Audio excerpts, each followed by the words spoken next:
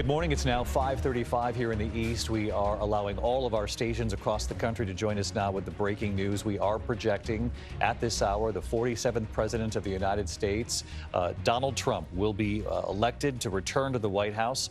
Not consecutive terms. We mentioned a moment ago as we were on our air with our coverage, the first since Grover Cleveland to serve non-consecutive presidential terms. Donald Trump returning to the White House as the 47th President of the United States. He does so with Wisconsin now in his win column. Of course, there are a number of states on the map that still look pretty favorable for Donald Trump tonight, but Wisconsin was the state that put him over the map, getting him to 279 at this point to Kamala Harris's 219 electoral votes. I'm going to quickly rejoin the team here so that the entire network can hear a little bit of what we're our early analysis. And John, as you and I have been saying all night long, this is an extraordinary political comeback. You say we've never seen anything like it.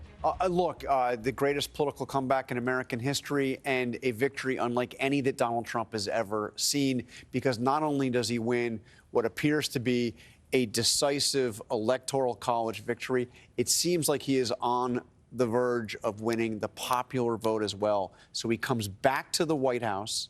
Remarkable when you consider the way he left the White House in January of 2021. He comes back to the White House with a mandate. The majority of the American people, it seems, ultimately, when all the votes are counted, will be saying they want Donald Trump to be president. Now, that said, David, he faces the challenge of uniting a deeply divided country.